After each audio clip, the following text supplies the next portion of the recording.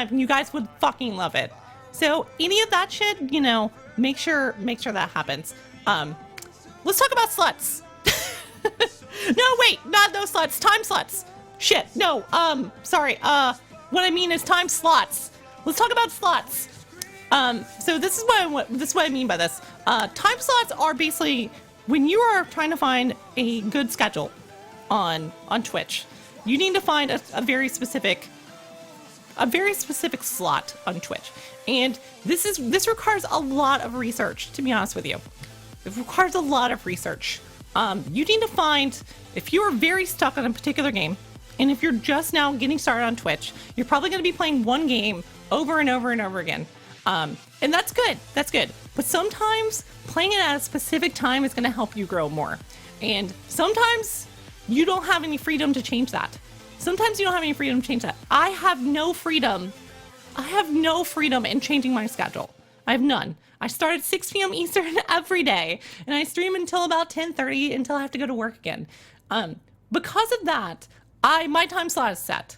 My time slot is completely set. However, here's the thing. If you can change your schedule, sometimes finding a different time slot is perfect for you.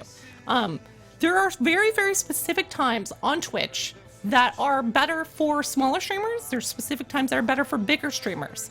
There's specific times that are better just for a particular game. Maybe another streamer has that exact same schedule, and you can like kind of sit up underneath them and gain some traction from them, that sort of thing. So it's one of those things where you kind of need to figure out, like, where can I fit in Twitch? Here's the other thing. Once you find your time slot, stick to it. People are going to be showing up to that. We've talked about this in schedules, but this is what I mean, though, is do your research first. Find out, like, hey, what position will I be in with my loyal viewership if I streamed at this time? Now, keep in mind, if you change your stream time, there's a lot of people who will no longer be able to make it. So find your time slot and find it early, and then stick to it. So, I mean, this is no joke. Some games are only good at certain times. I mean this. I truly mean this. There are certain games that literally will have 7 people on them streaming them, and they're, you know, like, there's like hundreds of people streaming them. One of the best games I can talk to you guys about with that is Star Citizen. Like, at certain times of the day, there's like 600 and 700 viewers on Star Citizen because there's regular streamers that go on there, and honestly, like, there are certain games that are awesome, and then later at night, there's literally like nobody on there. So definitely look at that. There's only games are only good at very specific times. I'm pretty sure we're being raided right now. Abby, thank you for the raid. I'm gonna thank you for it, and I'm gonna stop right there. I'm gonna continue the slides, guys. We are gonna be moving this to YouTube, so thank you guys. Welcome on in. But Abby will come on in, guys. We're teaching you guys how to grow on Twitch. So if you guys are aspiring streamers, pay attention. We're doing this, and then we're gonna have a QA. We're gonna have a Q&A in a bit. And if you guys want to talk to me and hang out with me in a bit, feel free to ask questions then. So we're talking about time slots right now, and by slots I mean slots. So here's the other thing that is a huge thing that I was actually just talking to a good friend about the other day, is that one amazing way to grow on Twitch is if you have a set schedule, like 6 p.m. like I do, 6 p.m. to 10:30 p.m. Eastern every day. If you have a set schedule, occasionally expand it. Occasionally expand it as best as you possibly can. And so what I mean by this is, say for instance, you start at 6 p.m. like I do every single day. Basically start early if you can. Sometimes if you start early, you can pick up a few viewers who maybe would never catch your stream because they're tuned into another stream already before yours comes on. So that's one other thing. Also, you may be able to catch a few people who maybe want to raid you but never do because they end right before you do. So occasionally start early, and then that also goes on to extending it late. Extending it late is usually not as great as starting early. Starting early is usually your better bet on growing your stream, but starting late, continuing on late keeps a lot of viewers there. So basically, like, if you want to build a relationship more with the people you currently have, then maybe extending your stream later is really awesome. But if you want to basically start picking up new viewers, starting early is kind of what you want to look at. And so basically, like, it's kind of a toss-up between the two, but do both. Extending your time slot by basically about an hour or two occasionally is a huge, huge tip that I can give you guys to basically start picking up new viewers you otherwise could not get, which is really awesome. So that's one of the other things. Here's the other thing that people do not know. At 3 p.m. Eastern on Twitch is the biggest time period on Twitch ever. Like 3 p.m. Eastern on Twitch, and you guys confer that to whatever time you guys have. But at 3 p.m. has the most viewers on Twitch out of any time period.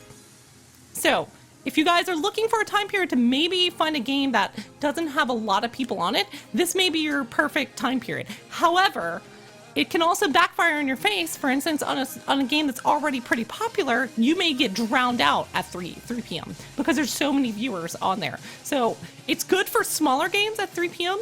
And it's bad for larger games. So if you're on a larger game already, then 3 p.m. is probably not a good time slot for you. However, if you're on a smaller game, 3 p.m. is actually really, really good. And the reason why 3 p.m. is such a huge time slot it's because that's when a lot of early streamers are still streaming and about to sign off, and a lot of the later streamers are starting to sign on. And it just lines up with the UK and the US all, signing in and signing off right at that time period. And so there's a ton of viewers right at that time.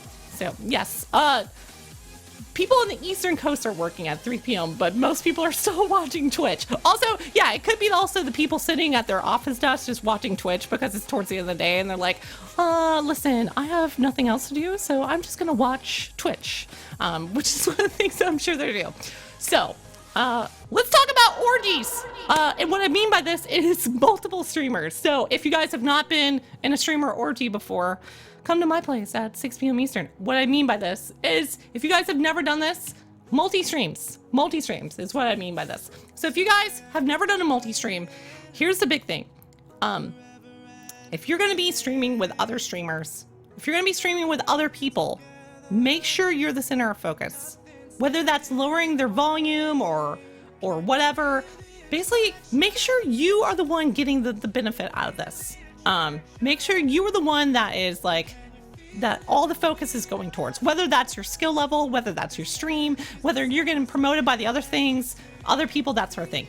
The other big thing is, that's what I mean when I said volume, make sure you volume check everybody before the stream. The worst fucking thing you ever see is going into another stream and having no idea who the streamer is. No idea who the streamer is because everybody's volumes are out of whack. Make sure you are the person who is the loudest on your stream. Now, however they handle their volume checks, that's fine, but make sure you are the one that is the loudest on your stream. Now, that also means, here's the other big thing that I want to point out to you guys. If you're having other people on your stream, make sure they understand that you are streaming, that your stream comes first, especially if you're playing like a co-op game or something like that, where you are you're in a group with other people and they can voice comm with you. Make sure that you lower their volumes a lot. Yes, it may be harder to hear them, but make sure they also understand to shut the fuck up when you're talking to your stream. Because one of the worst things that happens is when you just have all this background chatter while the streamer is trying to talk to the stream. It sucks. Like, it's annoying as fuck, and it's one of the quickest ways I'll close down a stream. And I'm sure you guys know exactly what I'm talking about. Like, when you are like watching a stream and all you hear is tons of background chatter, no one wants to listen to that shit. No one wants to listen to that shit. Like, honestly, like, make sure they understand to shut the fuck up when you're talking to a stream. Like, that's what you need to do. So, volume check everybody beforehand. This goes back to making sure that your stream is foolproof before you start. Make sure your stream is foolproof before you start. Okay. This is the other thing. If you're doing multi-streams, do not be the middle child. What I mean by this is if you're having like a 3-person stream, that sort of thing, either be the biggest person in that stream or be the smallest person. Either mooch off of somebody who's much larger than you, way, way, way, way bigger than you, or be the person who is big and helping out somebody else. Sometimes that can work in your favor as well.